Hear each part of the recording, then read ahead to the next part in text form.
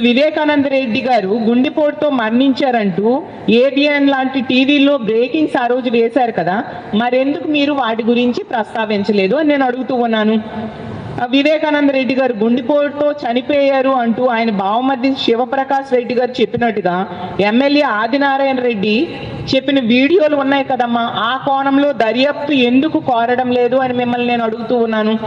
అలాగే తానే వివేకానంద రెడ్డి గారిని హత్య చేశాను అని చెప్పి స్టేట్మెంట్ ఇచ్చి టీవీ షోల్లో చెప్పిన దస్తగిరి బెయిల్ రద్దు చేయాలని సునీత గారు, షర్మిలమ్మ గారు ఎందుకు గట్టిగా పోరాటం చేయట్లేదు అని నేను అడుగుతూ ఉన్నాను. మరీ దారుణం ఏంటంటే, ఇదే దస్తగిరికి ఉన్న లాయరు, సునీత గారికి ఉన్న లాయరు, చంద్రబాబు నాయుడు గారికి ఉన్న లాయరు, ఆ సిద్ధార్థ్ లోత్రా అనే వ్యక్తి ఒకే వ్యక్తి అంట. ఇది ఎంత విడ్డూరం అమ్మా! అసలు ఈ రాష్ట్ర ప్రజలందరూ ఈ విషయం తెలిసి చాలా ఆశ్చర్యపోయారు. అంటే ఎంత ఓపెన్గా ఒకే లాయర్ని పెట్టుకొని తన తండ్రిని హత్య చేసిన వ్యక్తి ఏ లాయర్ ఉన్నాడో సునీత గారికి కూడా అదే లాయర్ అంట.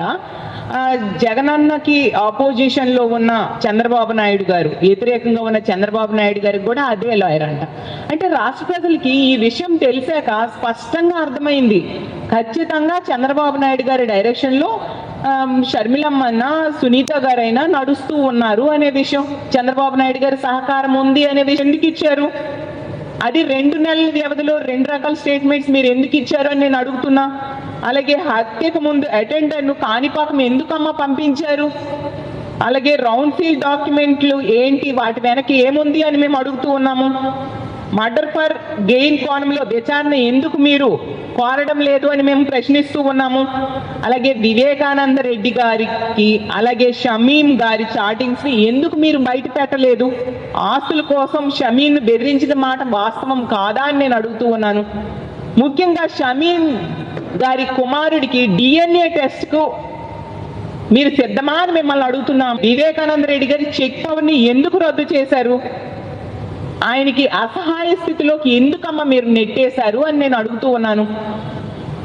సాక్షులపై ఒత్తిడి చేసి తప్పుడు స్టేట్మెంట్స్ ఇచ్చేట్టుగా ఎందుకు మీరు ఆ రోజు చేశారు అని మిమ్మల్ని అడుగుతూ ఉన్నాను. చంద్రబాబు నాయుడు గారు తన అక్క చెల్లెలకి తన సొంతంగా సంపాదించుకున్న ఆస్తుల్లో ఏమైనా వాటాలు ఇచ్చారా?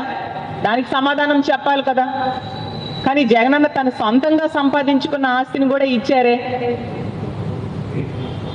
అసలు జగనన్న కంపెనీల్లో మీలో ఎవరైనా పెట్టుబడులు పెట్టారా? అలాగే రాజశేఖర రెడ్డి గారి 2004 ఎలక్షన్ ఎఫిడవిట్లో ఉన్న అప్లై చేసిన ఎఫిడవిట్లోని, అలాగే 2009లో అప్లై చేసిన ఎఫిడవిట్లో ఉన్న ఆస్తులు ప్రస్తావించి చూస్తే ఎవరికైనా స్పష్టంగా అర్థమవుతుంది తన పిల్లలకు ఆస్తులు ఇచ్చారు అనే విషయం. దీని మీద మీరు ఎందుకు సమాధానం చెప్పట్లేదు? రెడ్డి గారు మరణించిన 10 ఏళ్ళ తర్వాత, మీకు పెళ్ళైన 25 సంవత్సరాల తర్వాత జగనన్న మీ మీద ప్రేమతో MOU రాయడం నిజం కాదా? అలాగే దీంతో పాటు 236 కోట్ల రూపాయలు చెక్ రూపంలో మీకు ఇచ్చిన మాట వాస్తవం కాదా? అనుకుంటే హెరిటేజ్కి, ఇందాపూర్కి లింకులు ఉన్న విషయం బయటపడడం జరిగింది. అలాగే TTD చైర్మన్గా ఒక కలంకితమైన వ్యక్తి, నైతిక విలువలు లేని వ్యక్తిని నియమించడం జరిగింది. అతను కొనసాగిస్తూ ఉండే పరిస్థితి కూడా చూస్తూ ఉన్నాము. అలాగే టీడీపీ MP డ్రగ్స్ తీసుకొని పట్టుబడిన విషయం కూడా చూసాము. దీంతో తెలుగుదేశం పార్టీ మీద, ఈ ప్రభుత్వం మీద తీవ్రమైన వ్యతిరేకత ప్రజల్లో వచ్చింది. కాబట్టి దీన్ని డైవర్ట్ చేయడం కోసం మీరు చేస్తున్న ప్రయత్నంగా ఈ రాష్ట్ర ప్రజలు స్పష్టంగా అర్థం చేసుకున్నారు షర్మిలమ్మ.